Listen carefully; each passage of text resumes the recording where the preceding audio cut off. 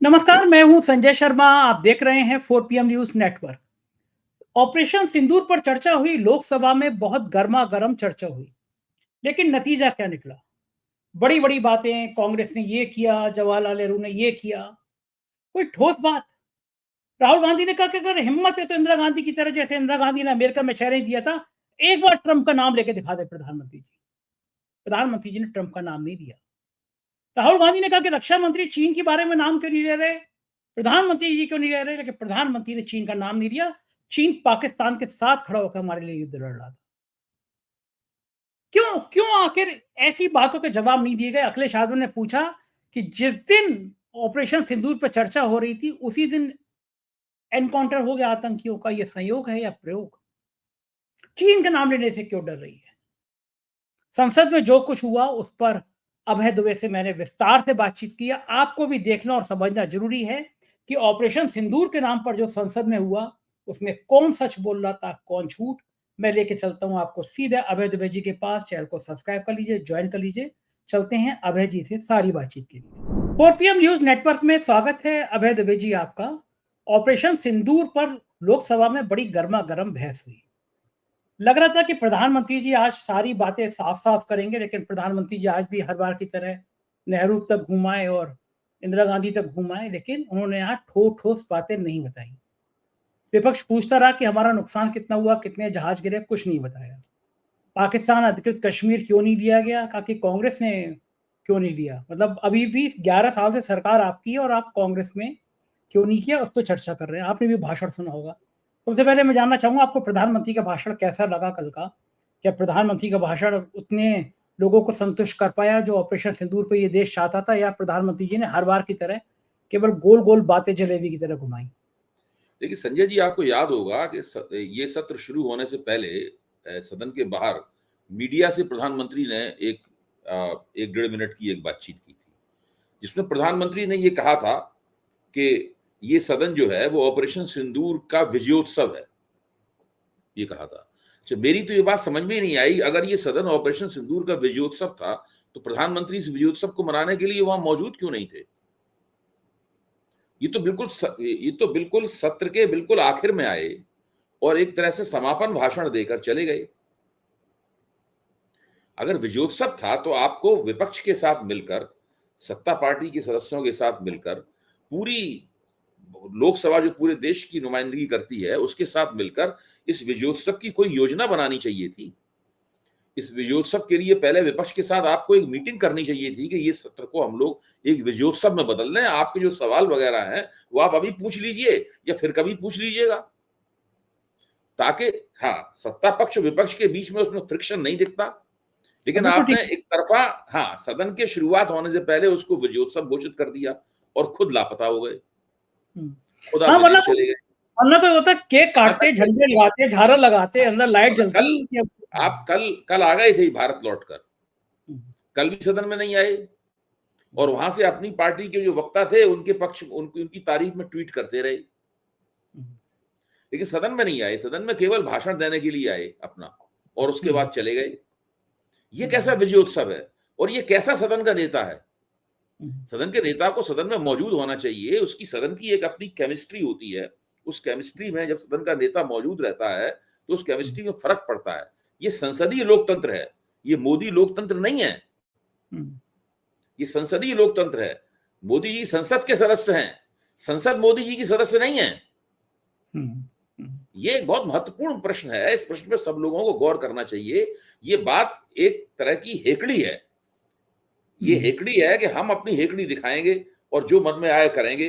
हम बिल्कुल आखिर में आएंगे और अपनी बात कह के चले जाएंगे, बात खत्म हो गई। ये इस प्रकार की बात है। खैर, अब मैं आगे बढ़ता हूं। देखिए, मोदी जी के सामने, मोदी तो थे नहीं वहां पे, लेकिन उनकी पीठ पीछे विपक्षी सांसदों ने कुछ ठोस मुद्दे रखे थे। उन ठोस मुद्दों को प्रियंका गांधी ने, राहुल गांधी ने, अखिलेश जी ने, जो कनिमोई ने, इन सब विपक्षी वक्ताओं ने ठोस, और गौरव गोगोई ने, इन सब में, और नाम एक दो मुझसे छूट रहे हैं लेकिन बड़े प्रमुख लोगों का नाम मैंने ले दिया है। इन सब लोगों ने कुछ ठोस मुद्दे आपके सामने रखे थे। अभय जी, प्रधानमंत्री अगर हाँ, आप पहले पूरी बात करिए, फिर मैं बताता हूँ। हाँ, जी। मेरा कहना है कि अगर उन ठोस मुद्दों का जवाब प्रधानमंत्री की तरफ से उनसे पहले गृह मंत्री की तरफ से, उनसे पहले रक्षा मंत्री की तरफ से, उनसे पहले विदेश मंत्री की तरफ से मिलता, तो देश की जनता के सामने जो बड़े पैमाने पर लोग इस सत्र को देख रहे हैं, जनता को जो उम्मीद थी, उसके दिमाग में जो सवाल थे, उन सवालों के कुछ जवाब मिल पाते। ठीक, बिल्कुल सही बात है। इससे देश में सरकार के प्रति विश्वास बढ़ता, रक्षा हुँ, सेनाओं के प्रति विश्वास बढ़ता हुँ, और इससे देश में कुल मिलाकर संसदीय लोकतंत्र के प्रति विश्वास बढ़ता है कि ये एक जवाबदेह सरकार है। हमारा विपक्ष भी जवाबदेह है, वो सरकार से सवाल पूछ रहा है, सरकार उसका तसल्ली बख्श जवाब दे रही है। लेकिन ऐसा नहीं हुआ। अब आप बिल्कुल कुछ ठीक। कहना चाहते थे? जी। मैं ये कह रहा था, मैं एक-एक करके कुछ इम्पोर्टेंट नेताओं के पॉइंट मैंने नोट किए हैं, वो मैं पढ़ के एक बार सुना देता हूँ जो सवाल है, फिर आपका जवाब चाहूँगा। प्रियंका हुँ, गांधी ने कहा कि जब सरकार झूठी और कायर हो, तो वो बहादुर से बहादुर सेना के साहस और पराक्रम को भी कमज़ोर कर देती है। हुँ, देश को प्रतिशोध के साथ ही सभी के प्राणों की रक्षा का प्रण चाहिए, सेना की शक्ति के साथ सरकार की सच्चाई भी चाहिए। गृह मंत्री जी ने कहा कि पाकिस्तान के पास शरण में आने के अलावा कोई चारा नहीं बचा था। सवाल ये है कि आपने शरण दी क्यों? आतंकी हमारे देश के लोगों को आकर मार देते हैं, आप उन्हें शरण दे रहे हैं। आपने अपने इस बात का जवाब एक भी भाषण में क्यों नहीं दिया? जैसे ही शरण की बात उठी, गृह मंत्री इतिहास में चले गए। वे नेहरू जी, इंदिरा जी से लेकर मेरी माँ के आंसुओं तक पहुंच गए। इतिहास की बात आप करिए, मैं वर्तमान की बात करना चाहती हूँ। इस सरकार को जिम्मेदारी से बचने के लिए सिर्फ बहाना चाहिए, पूरे परिवार का नाम गिनाते रहते हैं। अपनी जिम्मेदारी खुद लीजिए, 11 साल से सत्ता में आप लोग हैं। उन्होंने कहा कि ये हमारी एजेंसियों की बहुत बड़ी विफलता है, इन एजेंसियों की जिम्मेदारी कौन लेगा? क्या आईबी चीफ ने इस्तीफा दिया? क्या गृह मंत्री ने अपना इस्तीफा दिया?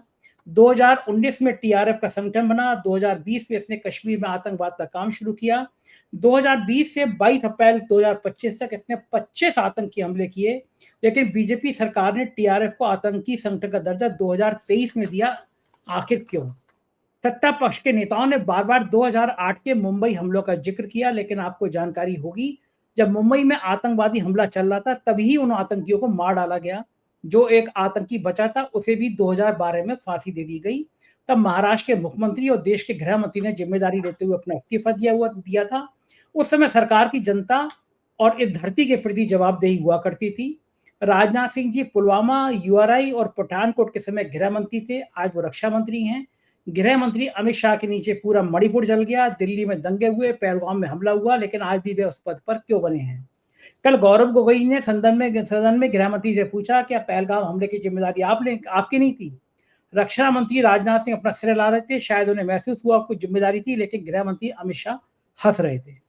उन्होंने पूछा कि ऑपरेशन सिंदूर का मकसद अगर पाकिस्तान को सबक सिखाना था, तो शायद ये मकसद अब अधूरा है, क्योंकि हमारी कूटनीति विफल रही है। इसका सबूत है ऑपरेशन सिंदूर के बाद एक पाकिस्तानी जनरल, जिसके हाथ खून से रंगे थे, वो अमेरिकी राष्ट्रपति के साथ लंच कर रहा था। सदन में मेरी माँ के आंसुओं की बात कही, मैं इसका जवाब देना चाहती हूँ। मेरी माँ के आंसू तब गिरे जब उनके पति को आतंकवादियों ने शहीद किया, तब वह सिर्फ 44 साल की थी। आज मैं सदन में खड़े होकर उन 26 लोगों की बात इसलिए कर रही हूँ, क्योंकि उनका दर्द जानती हूँ और महसूस करती हूँ। ये प्रियंका गांधी के भाषण का सार था। अब इस पे मैं आपका कमेंट चाहूँगा। देखिए, आपने जो पूरा ब्यौरा रखा है प्रियंका गांधी के भाषण का और दूसरे जो विपक्ष के वक्ता थे, उनका ब्यौरा रखा है। मैं इसको और संक्षेप में थोड़ा फ्रेम करूँगा 4 पीएम के दर्शकों के लिए और उसमें मैं 2 भाषणों की मदद लूँगा। प्रियंका गांधी का भाषण भी बहुत अच्छा था, गौरव गोगोई का भाषण भी बहुत अच्छा था, कनिमोई का भाषण भी बहुत अच्छा था, लेकिन मैं 2 भाषणों की इसमें खास तौर से मदद लूँगा। एक है उसमें विपक्ष के नेता राहुल गांधी का भाषण और दूसरे हुँ, हैं समाजवादी पार्टी के राष्ट्रीय अध्यक्ष अखिलेश यादव का भाषण। हुँ, सारे भाषण ओवरलैप हैं, मतलब एक दूसरे से जुड़े हुए हैं। लेकिन इन 2 भाषणों के ऊपर गौर करें तो विपक्ष ऑपरेशन सिंदूर के बारे में देश से जो कहना चाहता है वो इसमें निकल कर आता है। हुँ, विपक्ष ऑपरेशन सिंदूर के बारे में देश से कहना चाहता है, वो राहुल गांधी ने वो रेखांकित किया है और राहुल हुँ, गांधी ने राजनाथ सिंह के भाषण की नस पकड़ ली, दुखती नस हुँ, पकड़ ली हुँ, और उन्होंने एक ऐसी बात कही जो मैंने भी अभी तक नहीं कही थी अपने विश्लेषण में और मैंने इसके बारे में सोचा भी नहीं था। हुँ, इसलिए मैं खास तौर से आपके सामने उस बात को रखना चाहता हूं। हुँ, राहुल गांधी ने कहा कि रक्षा मंत्री ने ऑपरेशन सिंदूर के पूरी घटनाक्रम, पूरी क्रोनोलॉजी पेश की। हुँ, रक्षा मंत्री के मुताबिक रात को 1:05 पर ऑपरेशन सिंदूर शुरू हुआ। हुँ, 22 मिनट तक ऑपरेशन सिंदूर चला और 1:35 पर भारत ने पाक को फोन कर दिया।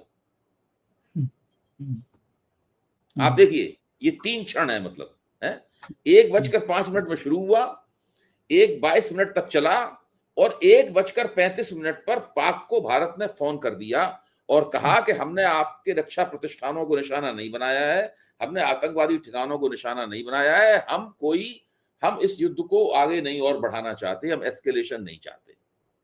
राहुल गांधी ने अपना पूरा भाषण इसी के इर्द गिर्द जो है वो नियोजित किया और सरकार के ऊपर उन्होंने अपना अटैक जारी रखा उसके ऊपर।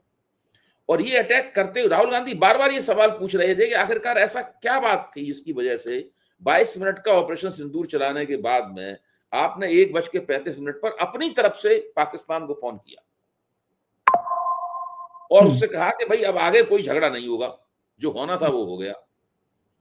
राहुल गांधी ने उसका एक नतीजा निकाला जो सबसे केंद्रीय नतीजा है, उसके नतीजे को कहना चाहिए था। राहुल गांधी ने कहा कि ये ऑपरेशन सिंदूर कोई विजयोत्सव नहीं था, ये एक प्रपंच था जो कि प्रधानमंत्री की छवि को बचाने के लिए रचा गया था।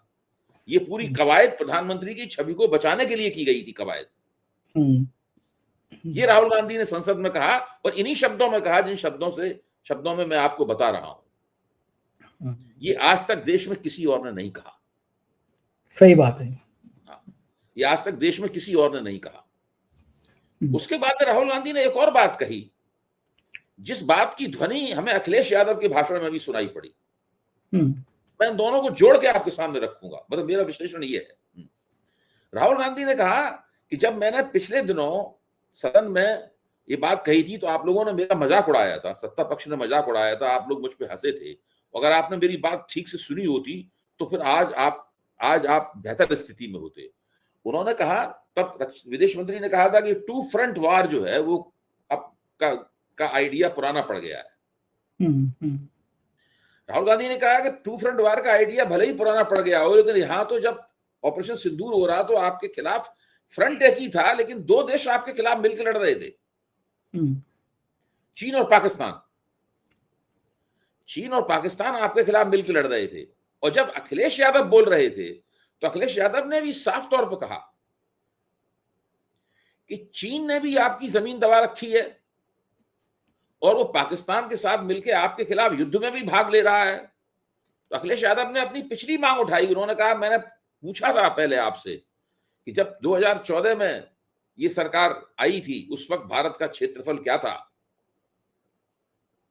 और आज भारत का क्षेत्रफल क्या है। फिर उन्होंने पूरे चीन ने जो जो इलाके दबा लिए हैं जहां पे चीन, उन सबका उन्होंने जिक्र किया कि आप बताइए तो भारत के क्षेत्रफल में कमी कैसे आई है उस वक्त के बाद से। और देखिए, जैसे कहते नहीं कि घाव के ऊपर नमक छिड़कना, तो अखिलेश ने कहा कि वो नींबू और मिर्च लगा के जो राफेल आपने पूजा की थी जो है, उन राफेल का क्या, वो कई बार उन्होंने इस बात को कहा। और फिर उन्होंने अपने भाषण की शुरुआत 2 काव्यात्मक पंक्तियों से की, जिनका उल्लेख करना यहाँ बहुत जरूरी है कि मैं दुनिया को मनाने में लगा हूं, मेरा देश मुझसे रूठता जा रहा है। कि सीधे सीधे प्रधानमंत्री नरेंद्र मोदी सारी दुनिया की यात्राएं करने में लगे हुए हैं, विपक्ष के तमाम डेलीगेशन उन्होंने सारी दुनिया में भेजे, लेकिन कुल मिलाकर हो ये रहा है कि सारे देश के दिमाग में ये सवाल है और वो सवाल, केंद्रीय सवाल ये है कि ट्रंप ने 29 बार ये दावा क्यों किया कि उन्होंने संघर्ष विराम कराया। राहुल गांधी ने खुला चैलेंज दिया कि अगर नरेंद्र मोदी में दम है तो यहाँ पे वो कह रहे हैं कि ट्रंप झूठ बोल रहा है। सही बात है। नरेंद्र मोदी ने उनका चैलेंज स्वीकार नहीं किया, ट्रंप का नाम नहीं लिया, नरेंद्र मोदी। मोदी जी के भाषण की रणनीति अपनाई, नरेंद्र मोदी ने जो रणनीति अपनाई और दूसरों ने भी, दूसरे भाजपा, नरेंद्र मोदी ने खास तौर से, उनका भाषण बहुत लंबा था, नरेंद्र मोदी ने रणनीति अपनाई वो यही है कि आप कांग्रेस की बुराइयां गिनाने लगी। हाँ, कि वो कांग्रेस के दरवाजे फोड़ने लगी। इस बात पर प्रियंका गांधी ने, आपने बताया, बहुत फोकस किया कि ये आप करते हैं। तो अब सवाल, प्रश्न इस बात का है कि क्या पिछले 11 साल से नरेंद्र मोदी कांग्रेस के जमाने में किए गए कामों की आलोचना कर रहे हैं, और जवाहरलाल नेहरू के जमाने से लेकर और सोनिया गांधी के जमाने तक वो सब बातों को उठाते रहते हैं। अपने वक्त में जो हो रहा है उसका कोई जवाब देता नहीं है, कुछ कहता नहीं है। ऑपरेशन सिंदूर के मामले में भी नहीं कहा और सारी बातों को अब जैसे कि राहुल गांधी ने कहा, राहुल गांधी ने बड़ी एक ठोस बात कही, इस पर हम लोग भी चर्चा कर चुके हैं 4 PM के मंच पर। राहुल गांधी ने कहा कि सब देशों ने ये तो कहा कि भारत पे आतंकवादी हमला गलत हुआ, उसकी निंदा की है, लेकिन किसी देश ने पाकिस्तान को उस आतंकवादी हमले के साथ नहीं जोड़ा। इस मामले में भारत अकेला खड़ा हुआ है। नरेंद्र मोदी ने अपने भाषण की शुरुआत में ही इसको एक स्पिन दिया। उन्होंने स्पिन ये दिया कि किसी भी देश ने भारत पर बदले की कार्रवाई करने के, भारत के बदले की कार्रवाई करने के अधिकार पे आपत्ति नहीं की है। आप सुनिए, मतलब स्पिन उन्होंने क्या दिया, उन्होंने इस बात का जवाब नहीं दिया कि पाकिस्तान को क्यों नहीं जोड़ा उन्होंने आतंकवाद के साथ में। वो ये उन्होंने, नरेंद्र मोदी ने कोशिश की कि हम दो काम करेंगे, एक दो स्पिन मारेंगे और उसके बाद में हमारी जो पुरानी पतली गली है, यानी कांग्रेस के दरवाजे में ठीकरा फोड़ना है, उस पुरानी पतली गली से निकल जाएंगे। पूरे भाषण में वो यही करते रहे। जैसे ही भाषण खत्म हुआ तो राहुल गांधी ने कहा कि प्रधानमंत्री ने चीन का नाम क्यों नहीं लिया, कहा तुरंत भाषण खत्म होने के बाद। नहीं, उससे पहले राहुल गांधी ने अपने भाषण में ये कहा कि रक्षा मंत्री ने चीन का नाम नहीं लिया एक भी बार। हाँ, बाद प्रधानमंत्री ने भी चीन का नाम लिया। उसकी वजह है, हम लोग तो कई बार चीन के साथ ये लोग अच्छे संबंध बनाने के लिए तड़प रहे हैं। नीति आयोग ने हाल ही में बाकायदा सरकार को लिखित सिफारिश भेजी है। इसमें कहा है कि भारत की कंपनियों में चीन के प्रत्यक्ष विदेशी निवेश, फॉरेन डायरेक्ट इन्वेस्टमेंट का 24% की इजाजत दी जानी चाहिए। जिस देश, बिल्कुल, और अखबार में पहले पन्ने पर छपा है ये। तो सवाल ये है कि चीन से जब आप 24% फॉरेन डायरेक्ट इन्वेस्टमेंट मंगाना चाहते हैं, तब आप चीन को इसका मतलब दुश्मन देश नहीं मानते। उस देश को जो ऑपरेशन सिंदूर में पाकिस्तान को 80% हथियारों की सप्लाई कर रहा था, उस देश को जिसके एयर डिफेंस सिस्टम के कारण भारत के राफेल गिर गए, और राहुल गांधी ने साफ कहा कि आपके पास पॉलिटिकल विल नहीं है, ये एक राजनीतिक रूप से कायर सरकार है। और यही बात प्रियंका गांधी ने कहा कि इस सरकार की राजनीतिक कायरता बेमिसाल है, प्रियंका गांधी ने कहा। तो इस प्रकार हम देखते हैं कि इस बहस में दो पैरेलल नैरेटिव, दो समांतर नैरेटिव निकलकर आ गए हैं सामने।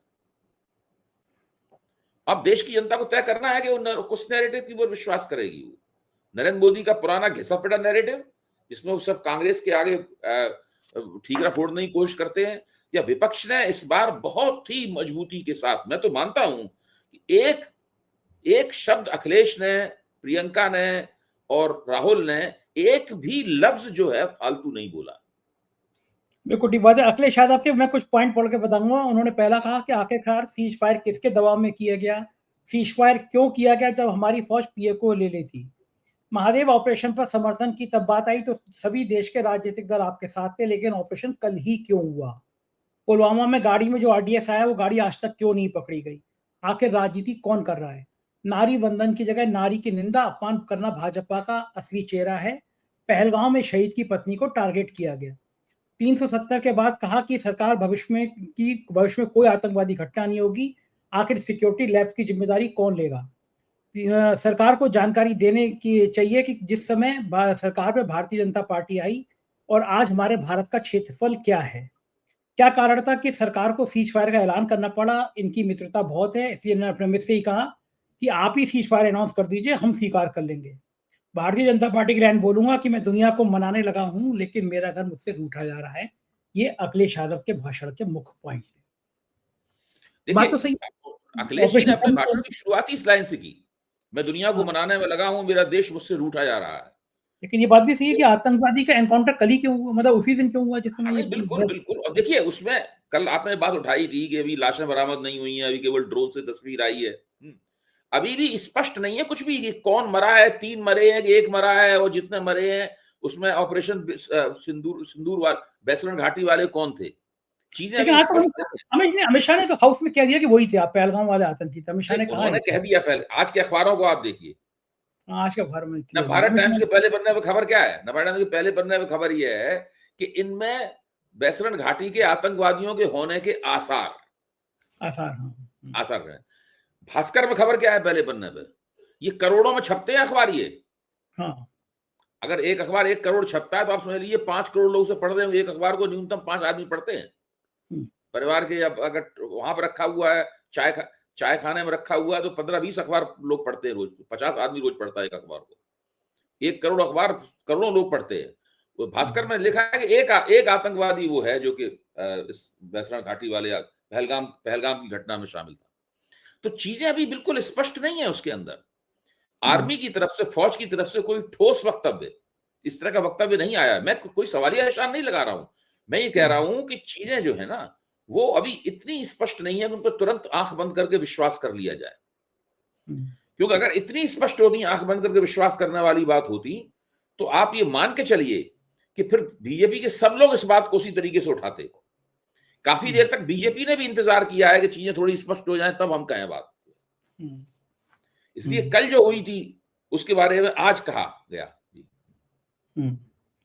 तो ये जो भाषण है प्रधानमंत्री जी का विजयोत्सव वाला टाइप का, तब लगता है कि बिहार के चुनाव में ये विजयोत्सव वाला भाषण काम आएगा?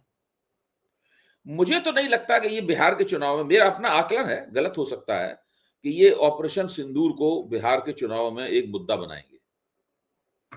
क्योंकि अगर बिहार के चुनाव में मुद्दा बनाना होता तो अभी तक ये बड़े पैमाने पर उसको मुद्दा बना चुके होते। दूसरे वो ये जानते हैं कि बिहार का चुनाव कुछ अलग तरह का होता है, उसके अंदर दूसरे इस तरह के मसले काम नहीं आते, उसमें जाति वगैरह ये सब चीजें ज्यादा, कुछ दूसरे हर जगह जाति का महत्व है, लेकिन बिहार के चुनाव में उसका विशेष महत्व है। इसलिए मुझे अभी तक बिहार के चुनाव में ऐसी कोई झलक नहीं दिखाई पड़ी, क्योंकि ये ऑपरेशन सिंदूर का मसला जो है ना, ये अजीब तरीके से फंसा हुआ है, ये उस तरह से स्पष्ट नहीं है। तो राहुल गांधी कहते हैं ना कि आखिरकार क्यों आपने 22 मिनट तक ऑपरेशन चलाया और उसके बाद फोन कर दिया कि ऑपरेशन अब बंद, हम आगे बढ़ाना नहीं चाहते उसको। बार बार उन्होंने कहा कि भाई एक झापड़ मारा, आप दूसरा झापड़ नहीं मारेंगे, तीसरा झापड़ नहीं मारेंगे, राहुल गांधी के शब्द है, हम चौथा झापड़ नहीं मारेंगे। ऐसा क्यों किया?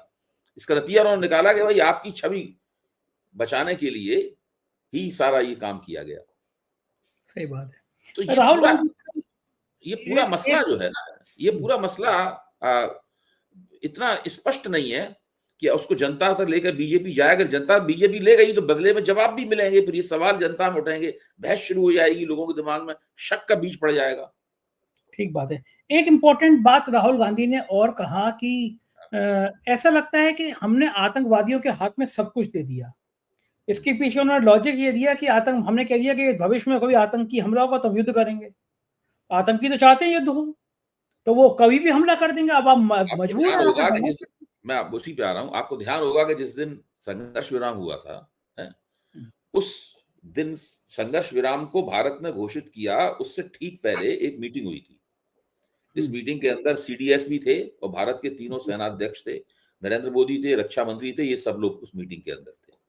उस मीटिंग में ऐसा बताया जाता है कि मोदी सरकार ने अपनी एक डॉक्ट्रिन बनाई, अपनी एक थीसिस बनाई मोदी सरकार ने। वो थीसिस ये थी कि आज के बाद से हर तरह की आतंकवादी कार्रवाई को एक्ट ऑफ वार माना जाएगा। यानी इसका सीधा सीधा मतलब, मोटा मोटा मतलब ये होता है कि अगर कोई भारत पे आतंकवादी हमला होता है तो भारत सरकार उसको युद्ध की कार्रवाई समझकर बदले में युद्ध के रूप में उसका जवाब देगी। अच्छा,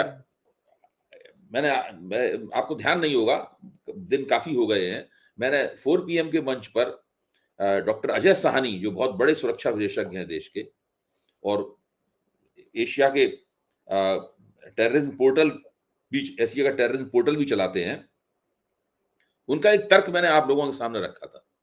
उनका तर्क ये था कि इस प्रकार की डॉक्ट्रिन तैयार करके भारत ने एक तरह से अपने आप को चक्कर में फांस लिया है।